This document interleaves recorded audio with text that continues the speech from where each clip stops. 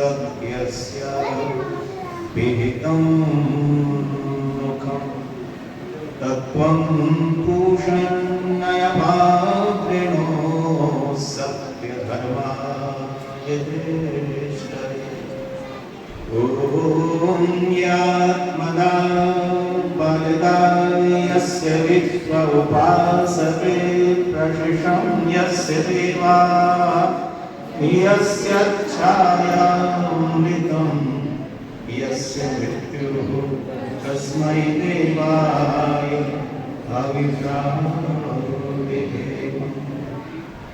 तू ही आत्मज्ञान बलिदाता सूयश जन गाते हैं तेरी चरण शरण में आकर भवसागर तर जाते हैं।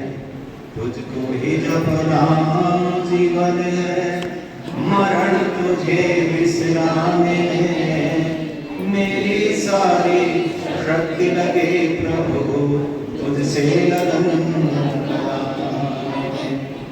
मेरी सारी शक्ति लगे प्रभु तुझसे लगन लगाने। ओ शांति शांति शांति। इस सभा में मेरे से पूर्व बहुत सुस्पष्टता से बहुत सुंदर अल्प समय में व्याख्यान हो रहा था मेरे बहुत आदरणीय श्रद्धेय डॉक्टर कृष्णपाल जी, स्थानीय आर्य समाज के सुयोग्य धर्माचार्य आचार्य दीपक शास्त्री जी, इस आर्य समाज के सम्मानीय प्रधान जी, मंत्री जी, उनका समस्त मंत्रिमंडल इस कार्यक्रम का बड़ी कुशलता से संयोजन कर रहे प्रिय हनुमान जी, आदरणीय श्री गोविंद साहब, आज इस सभागार में आदरणीय श्री वेद प्रकाश जी, श्री राजेश जी, श्रीमती मंजू जी और मेनू जी आज अपने वैवाहिक वर्षगांठ के शुभ अवसर पर यहाँ समस्त परिवार रिश्तेदार आदि के सामने एकत्रित हुए हैं। उन सबको हृदय से हार्दिक शुभकामनाएं प्रेषित करता हुआ सभी उपस्थित माताओं, देवियों और सज्जनों, थोड़े से समय में आपके समूह में एक चर्चा करूं। आदरणीय डॉक्टर साहब ने एक विचार उत्पन्न किया, तो कई बार भूमि का स्वरूप जो प्रदान हो जाता है उसमें विचार थोड़े आगे बढ़ने लगते हैं। मैं एक चिंतन कर रहा था कि व्यक्ति, चूंकि आज वेद प्रकाश जी, राजेश जी अपनी वैवाहिक वर्षगांठ मना रहे हैं, तो इस अवसर पर गृहस्थ आश्रम के लिए कुछ कहा जाए इस भावना से, लेकिन मैं उस लोभ को भी नहीं छोड़ सकता जो भी डॉक्टर साहब ने कुछ चिंतन दिया। मैं एक निवेदन कर रहा हूं कि ये जो संसार है, इस संसार में 4 प्रकार के लोग हमें प्रायः मिलेंगे। उन 4 प्रकार के लोगों को वेद कहता है कि उनका प्रभाव हमारे ऊपर ना हो। गृहस्थ आश्रम में प्रवेश क्यों किया आपने? दुखी होने के लिए, अपने आप को मिटाने के लिए, या अपने आप को बढ़ाने के लिए? हम किसी भी साथी को यदि चुनते हैं तो उद्देश्य हमारा ये होता है कि हमारे अंदर वह गुना बल हो जाए, ताकि हम इस संसार को सागर, उनसे बहुत बार संबोधन किया कि ये संसार सागर है और सागर से पार होने के लिए हिम्मत चाहिए, बल चाहिए। मैं अकेला इस सागर से पार होने में संभवतः अपना सामर्थ्य अल्प पाता हूँ, तो मैंने एक साथी का चयन किया जिससे धर्म, अर्थ, काम और मोक्ष की सिद्धि मैं ठीक प्रकार कर पाऊँ। यानी गृहस्थ का उद्देश्य बड़ा स्पष्ट है, जिसमें धर्म, अर्थ, काम और मोक्ष, यहाँ तक ये गृहस्थ का सीधा सीधा लक्ष्य है। इसका मतलब मोक्ष तक पहुंचना है, तो ये भी संभव नहीं कि बिना ईश्वर ज्ञान के, बिना जीवात्मा के ज्ञान के, बिना तीनों तत्वों के बोध के हम मोक्ष की सिद्धि कर ले, ये भी संभव नहीं। इस कार्य को गृहस्थ में किया जाए तो इसके लिए हमें कुछ विशेष प्रयत्न करना पड़ेगा, और वह विशेष प्रयत्न कैसे हो? तो एक बहुत सुंदर सा मंत्र है, मैं चाहूंगा कि उसको हम चाहे अपने परिवार में, गृहस्थ में, समाज में, अन्यत्र कहीं भी स्थापित करके देखें तो ये बिल्कुल उपयुक्त सा लगेगा।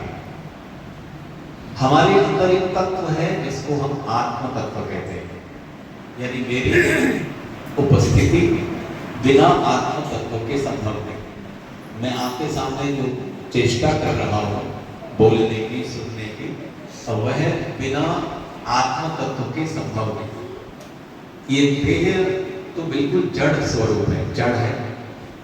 इससे कोई प्रयत्न तभी संभव है जब इसमें कोई चेतन तत्व है। इस देह के बारे में तो नाना प्रकार के आज आप देखते हैं कि कितने बड़े बड़े बायोलॉजिकल वे में अगर आप देखेंगे तो बड़े बड़े साइंटिस्ट इसमें रिसर्च कर रहे हैं और इस देह के बारे में बहुत कुछ जानने का प्रयत्न, एक एक अंग के बारे में, उसकी चीरा फाड़ी से लेकर हर अंग प्रत्यंग को जाना जा रहा है। लेकिन चेतन तत्व के अभाव में इस देह में क्या बचता है? कुछ नहीं। वो भी इसको उस समय मृत घोषित करके अंतिम स्थिति में यही कहा जाता है कुछ नहीं। इसका मतलब जो जानना चाहिए था, जिस तत्व को जानने की आवश्यकता थी, उसके बारे में हम बिल्कुल ही समय नहीं देते। आत्म तत्व और परमात्मा तत्व के दोनों तत्वों के अभाव में ये प्रकृति भी आपके लिए आनंद में नहीं हो सकती। उसका पूरा ज्ञान परमपिता परमात्मा ने हमें वेदों में दिया है कि प्रकृति के सेवन के बिना भी आपका जीवन संभव नहीं, क्योंकि जब तक देह है तो प्रकृति के तत्व भी आपको आवश्यक है, लेकिन इसका बोध बहुत विशेष प्रकार से करा जाता है। तो वेद का एक बहुत सुंदर सा मंत्र है, मैं आपका ध्यान आकृष्ट करना चाहूंगा। और आज इस शुभ अवसर पर, पावन अवसर पर हमारी ओर से आपके लिए ये उपहार स्वरूप है। तो वेद का एक मंत्र कहता है, मां त्वा मूरा अविष्यवो मोह हस्वां आतभन ब्रह्मद्वेषो मां की वना। ये एक छोटा सा ही मंत्र, इसमें 4 प्रकार की श्रेणियां बताई। मां त्वा यानी तुझे, मां दभन ये तुझे ना दबाए, मूरा अविष्यव, मूरा कहते हैं मूर्ख, जो मूर्ख है और आपको समाज में ये सब मिलेंगे। मूर्ख मेरे को ना दबाए, यानी आत्मा जो है उसको प्रभावित ना करे। मूर्खता चारों ओर इतनी अधिक बढ़ गई, जैसे अभी संकेत कर रहे थे कि हम ईश्वर किसको मान रहे हैं। एक तरफ हम कुछ कह रहे होते हैं और मान कुछ रहे हैं, और मूर्ख इतने अधिक होते हैं कि आप उनसे कहीं कहीं प्रभावित हो ही जाते हैं और वास्तविकता आपके हाथ नहीं लगती। आज कितने ही लोग कितने मूर्खों के पाखंड के, अंधविश्वास के चक्कर में फंसकर जो वास्तविकता है, जो ज्ञान वास्तविक है, उससे वो वंचित रह जाते हैं। जिस घर में मूर्खता का समावेश हो गया, जिस समाज में मूर्खता प्रधान हो गई, जिस राष्ट्र में मूर्ख राजा और प्रजा सब हो जाए, बताइए वहां कल्याण की कोई गुंजाइश होगी? संभव नहीं। तो कहा मेरी आत्मा को मूर्खता ना दबा देवे। और आज मुझे कहने में संकोच नहीं है कि आज मूर्खता ही दबा रही है। कुछ मैं पिछले ही दिनों, पिछले रविवार को भी एक स्थान है हरियाणा में, नारनौल, वहां लगभग मैं 37 वर्षों से प्रतिवर्ष जाता हूँ। एक परिवार में एक बहू बिल्कुल नई, यानी शादी हुई 6 महीने हुए थे, तो वार्ता चल रही थी उनके घर में। तो पहले वाले तो विद्यानुयायी थे, लेकिन नई जो बहू थी वो बैंक मैनेजर थी। और यज्ञ आदि जो भी जिसमें वो बैठी हुई थी उसमें उसने बहुत सारी अश्रद्धा व्यक्त की कि ये कैसा यज्ञ है, ना यहाँ पर, क्योंकि जिस परिपाटी से उसके यहाँ होगा रहा कि ना आपने पृथ्वी पूजन कराया, ना आपने ये पूजन कराया, ना आपने ये कराया, ना ऐसा कराया, ना वैसा कराया। और बड़ी नाराजगी उसके चेहरे पर थी। ये कैसा वातावरण है। और आपने जो जो बातें बताई वो कहीं से भी मैंने सुनी नहीं। ये तो बिल्कुल नई बातें हैं। मैं आपको निवेदन करना चाहता हूं कि एक आजकल पुराण की कथा चल रही, शिव पुराण, और कुछ दिन पहले जयपुर में करके गए थे प्रदीप मिश्रा। उन्होंने ऐसे ऐसे सूत्र, ऐसे ऐसे टोटके घरों तक भेज दिए कि लाल कपड़े में अजवाइन बांधे, पीपल के पत्ते के साथ लगा के अमावस्या वाले दिन यहाँ रख दो, क्या मजाल की ऐसा हो जाए। अब ये वाला टोटका आपको बड़ा अच्छा लगा, साधारण सा करके तो देख लेते हैं, ऐसा हो जाए। और मैं निवेदन कर रहा हूं, अगर 100 पत्थर फेंकेंगे 10-20 निशाने तो लग भी जाते हैं। आप उसके फॉलोअर बन गए ब्लाइंडली, अंधविश्वास के साथ, और आपने 100 को और तैयार कर दिया। परमात्मा से प्रार्थना की, हे परमात्मा मेरी आत्मा को ये मूर्खता ना दबा पाए।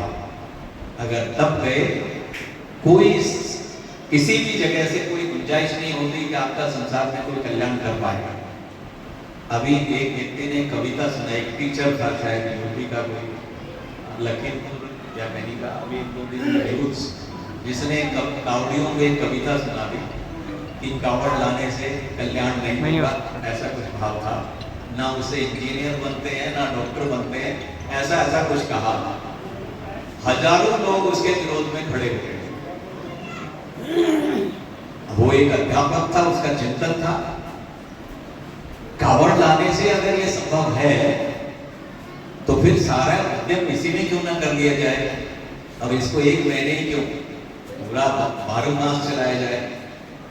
उसने बिल्कुल ठीक कहा, क्या दिक्कत, उसमें एक अच्छा चिंतन दिया। अध्ययन करने से, विद्या उपार्जन करने से, आत्म साधना करने से आप तब उन्नति कर पाएंगे, अन्यथा संभव नहीं। तो कहा, जिस घर में, जिस परिवार में मूर्खता आ गई और आत्मा उसमें दब गई, तो कितने लोग दबे हुए उसी प्रयत्न में जरा सा भी चेष्टा नहीं करते। जड़ की पूजा करने वाले अपने अंदर जड़ता को ही धारण कर लेते, कितना प्रयत्न करें समझ में नहीं आता। तो हे ईश्वर, इस गृहस्थ रूपी संसार में मूर्खता मेरी आत्मा को ना दबा देंगे।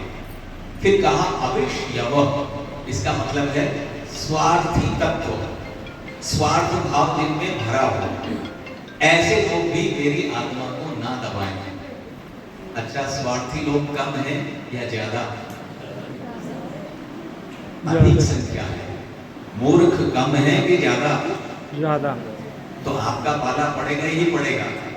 और कई बार ये संयोग ऐसा हो जाए कि पत्नी मूर्ख हो, पति ठीक हो, या पति मूर्ख हो, पत्नी ठीक हो, ऐसी जोड़ी मिल जाए, घर का मामला बिल्कुल बिगड़ जाएगा। कई जगह विद्वान कदम भी नहीं रख सकता, पत्नी इतनी हठ धर्मिता से युक्त होती है कि उसके बिना कोई कार्य कर नहीं सकते, ऐसा। तो जब तक दोनों के विचार एक जैसे नहीं होंगे, बात नहीं बनेगी। तो कहा स्वार्थी तत्व भी मेरी आत्मा को ना दबा पाए। स्वार्थ से भरे हुए लोग, स्वार्थ के विचारों से भरे हुए इस वातावरण को आप चारों ओर देखते हैं। कई बार तो घर में ही ऐसे स्वार्थी मिल जाते हैं, उनको अपने से मतलब होता है, बाकी कोई तात्पर्य नहीं। आपकी भावनाओं से, आपके अंदर क्या विचार है, उससे कोई लेना देना नहीं। केवल उनके स्वार्थ की पूर्ति हो रही है। मैं वहां नहीं जाना चाहता कि वो सुनाया जाता है हमारे, और मैं नहीं कह रहा, महर्षि याज्ञवल्क्य कहते हैं कि पत्नी पत्नी है इसलिए प्रिय नहीं है, पति के कार्यों में उसका सहयोग हो जाता है, यानी वह इस कारण से प्रिय है। ऐसे ही पुत्र, यानी उनके काम आप ठीक ठीक कर रहे हैं या उनके काम आ रहे हैं तो आपका संबंध बना हुआ है। जरा सा व्यतिक्रम हो जाए, जरा सा विरोधाभास हो जाए, जरा सी रोक टोक हो जाए तो बस आपको पता लग जाएगा पत्नी क्या है, पति क्या है, पुत्र क्या है, संबंध क्या है। इसलिए स्वार्थों से भरा हुआ ही तो वातावरण चौकोर दिखाई देता है। तो कहा स्वार्थी तत्व मेरी आत्मा को ना दबा पाए, मां दबन ये नीचे ना दबा पाए। और एक सुंदर बात कही, ब्रह्म द्वेषो मां की वन। ब्रह्म द्वेष का अर्थ हमारे यहाँ कहा गया कि ब्रह्म दो ब्रह्म, शब्द ब्रह्म और पर ब्रह्म। शब्द ब्रह्म के रूप में वेदादि शब्द शास्त्र क्या है, ये शब्द ब्रह्म। इसकी प्राप्ति कैसे होगी? स्वाध्याय से। जब हम स्वाध्याय करेंगे तो हमें शब्द ब्रह्म प्राप्त होगा। इसमें भी बहुत आनंद आता है। लेकिन आज दुर्भाग्य यह है कि स्वाध्याय करना ही छोड़ दिया। इसलिए आपको उस विषम महर्षि दयानंद ने इतना शोधपूर्ण अपना जो चिंतन प्रस्तुत किया है, उसके पीछे स्वाध्याय का महत्व है। ऋषि दयानंद ने कितने ग्रंथों का अध्ययन किया और तब वह सही चिंतन करके उसका अर्थ कर पाए। अब कितना अंतर है। अभी हम गीता का ही श्लोक आदरणीय डॉक्टर साहब बता रहे थे, कहाँ अर्थ क्या है और अनर्थ कितने लोगों ने किया हुआ है। और यहां तक मेरी शरण में आ जाओ, इसका अभिप्राय हम क्या लेते हैं कि श्री कृष्ण कह रहे हैं कि मेरी शरण में आ जाओ, लेकिन मैं निवेदन कर रहा हूं इस भाव को। हमारे यहाँ एक प्रत्यक्ष एक परोक्ष दो भाव है। अंग्रेजी में एक डायरेक्ट स्पीच और एक इनडायरेक्ट स्पीच होती है। यदि मैं किसी को लेकर कोई बात कह रहा हूं, कहीं मेरे मुख से जा रही है और उसमें मैं ऐसा करता हूं, कह किसके लिए रहा हूं? ईश्वर के लिए। लेकिन मेरी ही बात को पकड़ लिया जाए, मैं ईश्वर हूं ऐसा मैं बोलूं, लेकिन मैं कह किसी और के लिए रहा हूं। महाराज श्री कृष्ण ने एक विराट स्वरूप का वर्णन गीता में आता है। अभी पुरुष सूक्त का पाठ कर रहे थे आदरणीय डॉक्टर साहब, तो वह पुरुष सूक्त के अलावा कोई और व्याख्या नहीं है, केवल और केवल पुरुष सूक्त पर आधारित हमारे वेदों में, सभी वेदों में ही इसका वर्णन किया गया है कि परमात्मा का विराट स्वरूप क्या है और उसकी महिमा इतने, क्योंकि हम कल हमारे यहाँ कल्प सूत्र है, आप देखेंगे कि हमारे आधार में कल्प सूत्र है और हम कल्पनाएं करते हैं। और एक छोटे से बच्चे को ही आप देखेंगे कि उसमें भी कल्प रचा बसा है, क्योंकि मैं कभी मरता नहीं, यानी आत्म तत्व का कभी नाश नहीं होता। तो कल्पनाएं मेरे अंदर है, कल्पना करना मेरा कार्य है। किसी भी दृश्य को देखा तो ऐसा नहीं कि वह नवीन कल्पना है, बल्कि मैं उसमें कितना पुरुषार्थ कर रहा हूं। उसी अनुसार मैंने पक्षी को उड़ता हुआ देखा, इस दृश्य से वो कल्पनाएं तीव्र हो गई और फिर मेरे मन में भी विचार आया, मैं भी कल्पना करने लगा कि क्या मैं भी उड़ सकता हूं।